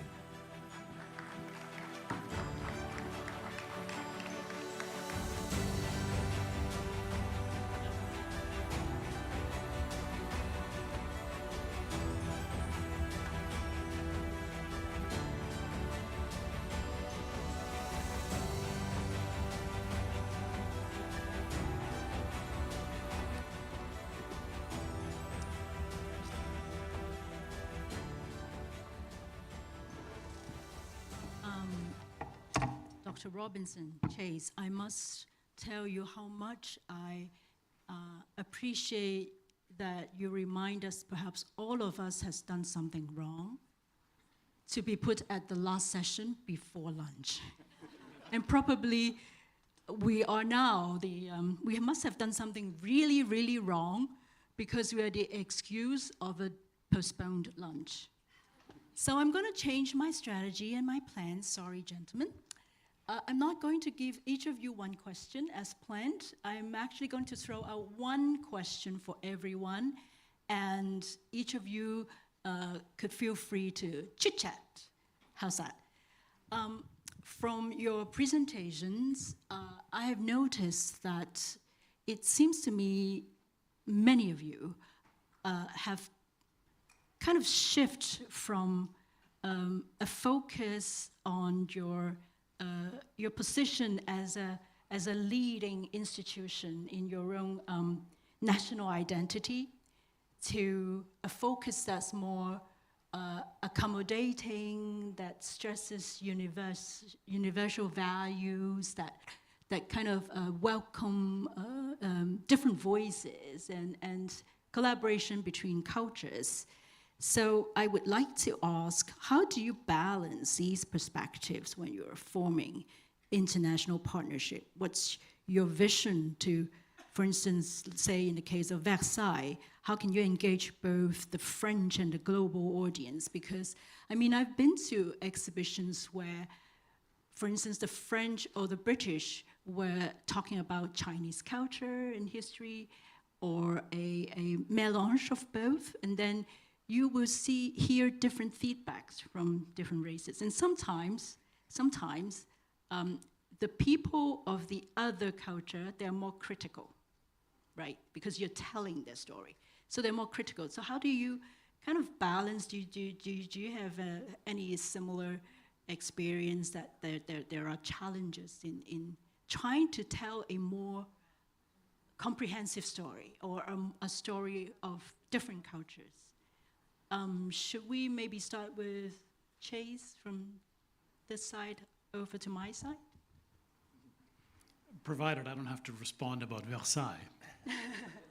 Don't worry. It's a trenchant question, but it's also one that doesn't discomfort me. I mean, I see our museum as involved in, of course, the transmission of knowledge, of course, adding to the sum of research, of course, inspiring curiosity, but I also see absolutely central to our mission the generation of empathy and respect. Sometimes I describe our galleries as really engine rooms of empathy and respect. And so if that is modeling a kind of citizenship, okay, that's a citizenship that I think is responsive, not just to the difficult circumstances that we currently find, with the political circumstances being what they are and tensions being as high as they are, but also more fundamentally to certain universal human values. So your question doesn't, if I may, pose, I think, serious conceptual problems for our museum. And over to Laurent. Yes, I think that was a very interesting question. And our job is supposed to be a scholarly job. We're supposed to be serious people and not talk about something we don't know. So I think the first thing we have to do is work together. I think when we want to say something interesting to a different audience, the first thing is to work with other people, other colleagues.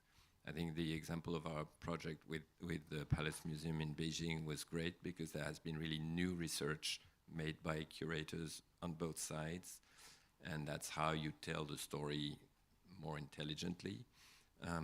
But it's always very difficult to understand. The most difficult is to know how the other sees you. And probably with visitors from Asia, in Versailles, for instance, we are quite lost, and we don't really know what they see, what they want to see, how they understand the history. And I think there's a lot of work to do on this, and then nobody's really doing this. But at least when we do our job and tell the story and try to create new narratives, I think the best thing is to collaborate. And that's also something which is not enough made. And probably after the pandemic and that use of discussing over in video, it makes things easier, but I'm afraid it doesn't make a big difference, and you really have to travel. I don't know. I personally feel that traveling is such a vital thing, and meet people in person.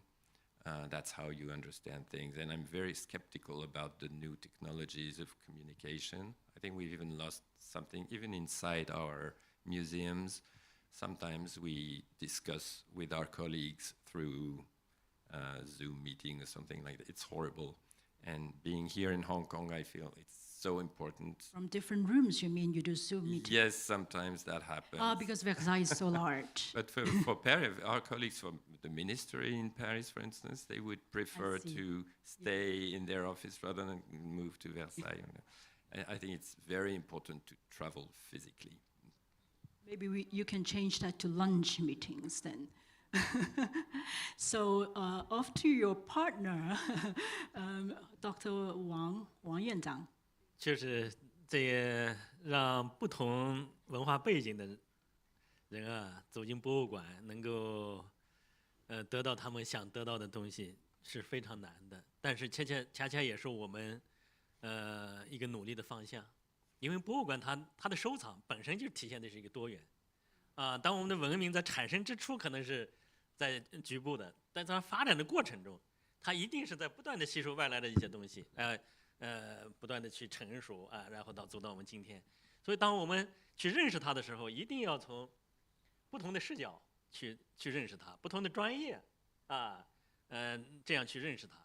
那怎么能达到这一点呢？我觉得就是博物馆之间的合作啊，我们不同学科之间的合作，不同国家之间的交流。为此呢，故宫博物院这几年我们做了2件事。第一件事就是从2022年我们推出了太和学者计划，就是要邀请来自世界各个国家的这些学者能够走进故宫博物院，进行3个月以上的这样的学术研究。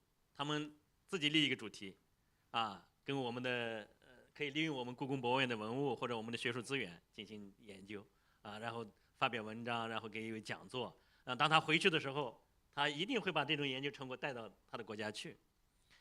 同时呢，故宫博物院也要派出学者到世界其他国家的博物馆和高校或者研究机构。去年我们有4位来自世界其他国家的，我们有6位出去的。今年呢会有8位来自世界其他国家的，我们有8位故宫博物院的学者要走出去。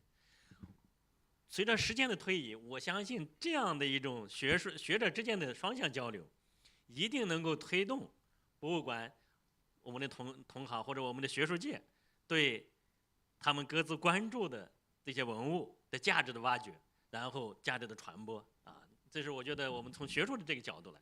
另外呢，现在是一个信息化的时代，是一个互联网的时代，那我们也需要借助这样的技术，借助这样的一些工具，来广泛的去传播每一个博物馆它承载的这种多元的文化。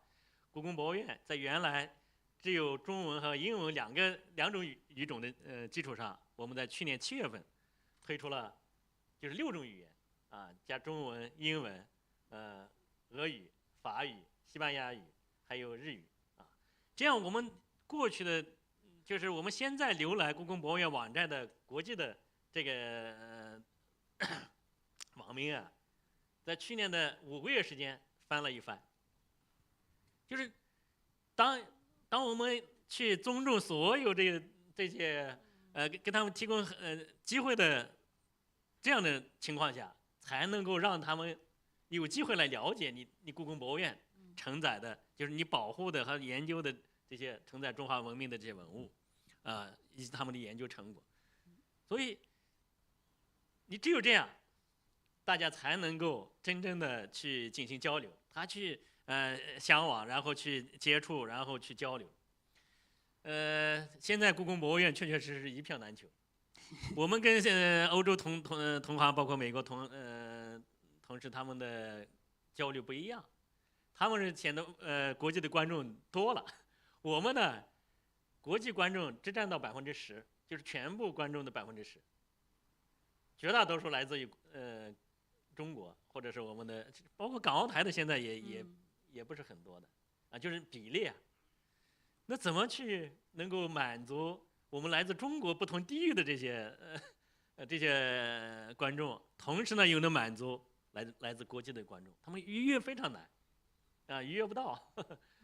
现在也在从中央层面到地方层面到我们博物馆这个层面都在来解决，啊，就是确保我们的国际观众能够有比较畅通的一个渠道，预约到像国家博物馆、像故宫博物院、像一些著名的一些旅游目的地，他们这些门票。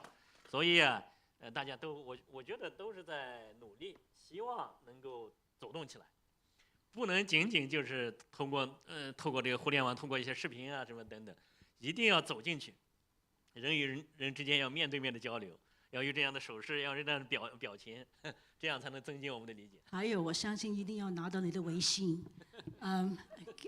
We probably have to line up for your WeChat, and then we can get a ticket in. And to Mr. Fujiwara. Yes, of course you have. Sorry, I speak Japanese. うちの東京国立博物館では常設展示とそれから特別展示の2つがあります。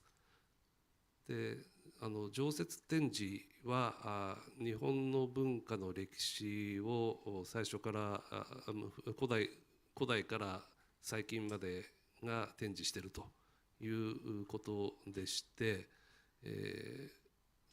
入場者の半分近くは最近では外国人が来てます。それで、当館に来まして日本の歴史をすべて学んで、行かれるという状況です。あと常設展示では学校の生徒学生たちもよく来ます。それに対して特別展については非常に専門的な古い日本のお寺の作品などを2ヶ月前後の期間で見せるという展示するということなんで、これについては非常にそういう方面に詳しい日本人の人がたくさん来まして、ほとんどの入館者は日本人ということになってます。そうやって現在ではそれぞれの特色を生かして、来館者に対応しているという状況にあります。したがいましてちょっと今のご質問には答えになってないかもしれませんが、当館ではそういう状況で今対応していると。お互いの国内国外の観客の人たちのコラボレーションというか、そういうのは今後の課題かなというふうに思っています。Thank you very much. Second part of my change of strategy is not to forget all of the questions that I prepared and focus on questions from you. And I'm going to pick the shortest one because we only have 6 minutes left. What are the difficulties of international cooperation in museums? Let's start from Mr. Fujiwara. I'm going to assume it's money, but maybe you can tell us more.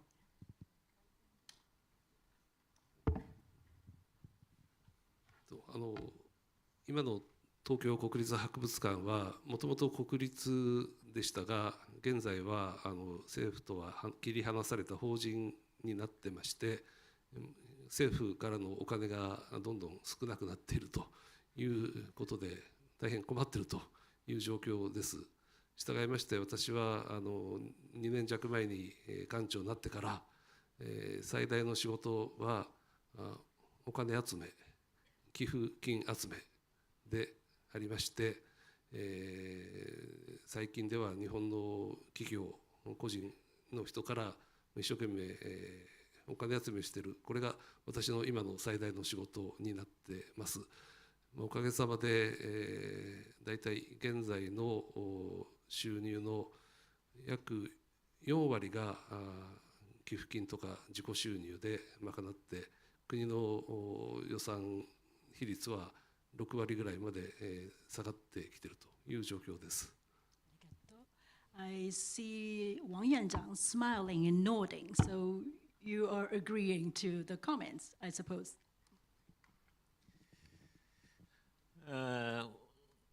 现在中国的情况啊，要比我们的国际同行要好一些。中国政府对博物馆事业的发展，可以说这10年来高度重视，投入是1年比1年多。即使在疫情期间，我们没有一家博物馆关门的，而且我们的工资都是能够确保要发下去。这是我觉得我们中国的制度优势。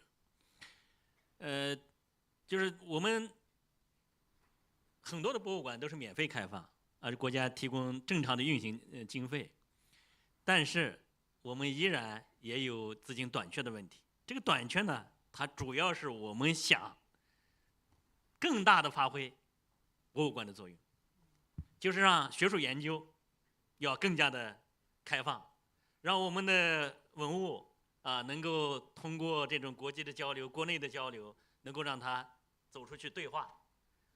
然后我们也希望能够成为一种教育的一个机构，为孩子们提供这个教育的一个场所，让他们认识自己祖国的文化，认识我们的这个文明是不断的吸收外来文明的基础上来生生不息的。我们不是说是生活在一个封闭的空间里头，认识到这个历史发展的规律。所以当你想做这么多的工作的时候，你就发现你资金是远远不够的。那怎么办呢？那我跟馆长一样，我们去找资金。像香港有很多的企业家、慈善家，就是我们故宫博物院的非常重要的这个财政支持。我刚才提到的泰科学者计划，就是由香港的黄金芳家族基金会支持的，还有这个他的信和集团嘛，还有中国文物保护基金会，包括现在赛马会，也在未来的6年。要资助我们3个多亿，来加大我们故宫博物院跟香港的这种文化交流与合作，来培养更多的年轻人来认识我们的文化来透过这些文化能体现一个文化的认同祖国的这个认同等等等等。我觉得博物馆的馆长现在一个主要的任务就是要寻找资金，然后去推动合作，然后发挥我们博物馆的更大的功能，为这个社会的和谐来做出一定的贡献。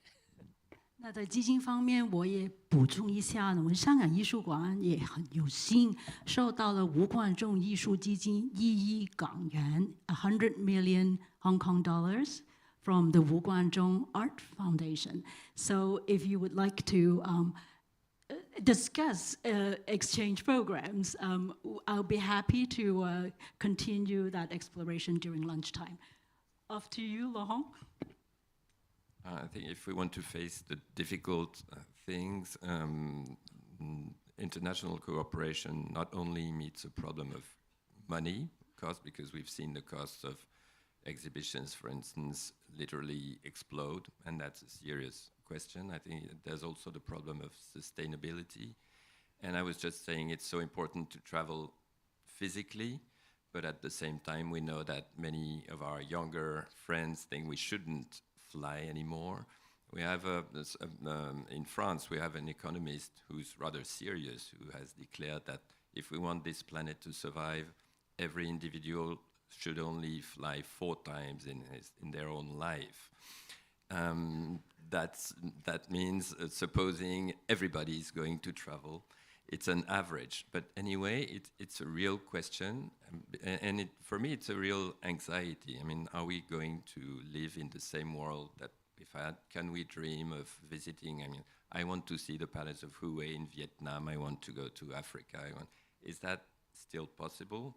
It remains a goal for us to know each other, to exchange, to discover different cultures, but we're not so sure anymore that it's possible. So I have no answer to this, but it's just something that really worries me a lot. It's something that we have to all think about together and chase. I think funding available at the national level varies from country to country and from period to period. And there are countries right now, such as China, that are investing wisely and generously.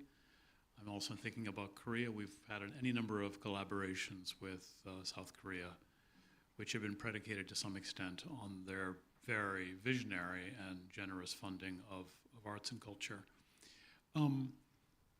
On the matter of funding, as the sun rises in the east and sets in the west, museum directors will be looking for money.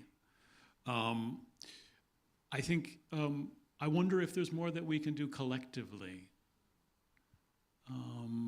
to approach funding sources on the basis of really thoughtful, long-term, sustainable, multidisciplinary collaborations, rather than one-off exhibitions and the like. I wonder if we were to make more explicitly and convincingly the case these relationships between what we do in museums and the health of the countries in which we operate, the harmony of which my colleague has been speaking, if we were to speak more passionately about those issues, I wonder if we'd have more success if we work together. Resources is never just about money, isn't it? And the good news is we museum people, we are in the creative industry. We can always figure out something creatively, think outside of the box, but not with a hungry stomach, I suppose. So let's call it the day and head over for lunch. Thank you very much. Thank you very much for the enriching, amazing conversation. Would you please, our guests on stage, take a step forward. We'll take a group photo to capture this moment.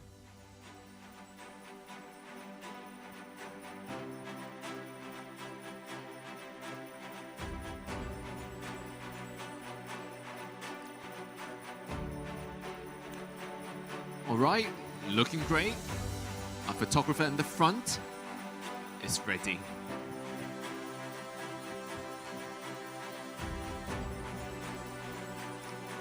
And could we move a bit to the right-hand side, please?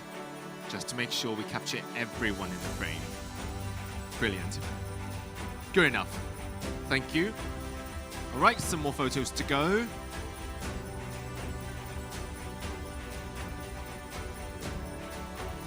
Great. Thank you very much once again. A round of applause to all our speakers, panelists, and moderators today.